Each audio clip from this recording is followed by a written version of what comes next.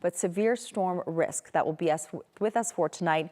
And once again, we will be talking severe storm activity potentials for tomorrow and through the end of the week. More moisture. So our Jaden Knowles has more on the details behind why we are going to be seeing these thunderstorms capable of producing large hail, even a few isolated tornadoes, along with the wind and the lightning. Jaden.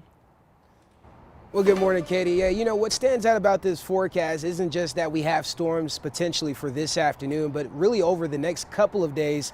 And not only just today, we're talking about severe weather, but also overnight storms like Katie was mentioning. We don't really see that and typically see that here across Colorado because usually it's a dry state. You know, we have a lot of moisture now because of that cold front that came through this morning. But if you take a look at your screen there, to get severe weather, you need three key ingredients: instability, moisture, and also wind shear.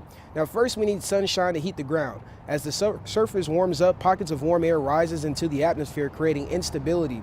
Now, that fueled thunderstorms need to grow. Second, we need moisture, and that's where today's setup becomes more unusual.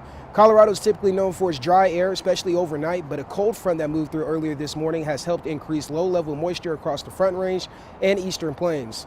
Dew points have climbed, giving storms more fuel to work with than we normally see.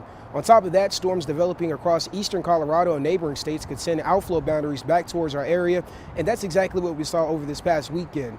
Those boundaries act like mini cold fronts, helping lift warm, moist air and potentially triggering additional storms long after sunset. That's one reason we are watching for thunderstorms to persist tonight and into Wednesday morning, something that we really don't see here in Colorado, where storms usually weaken quickly after the sun goes down. Finally, stronger winds higher in the atmosphere will provide wind shear, allowing storms to organize and potentially become severe. But with all three ingredients coming together, storms that develop this afternoon and evening could produce large hail, damaging winds, frequent lightning, and also localized flooding.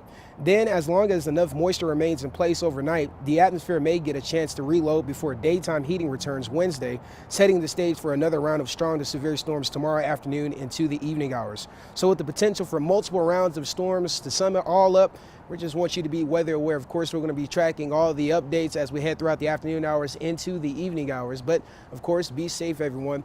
Reporting live, Jaden Knowles for 9 News.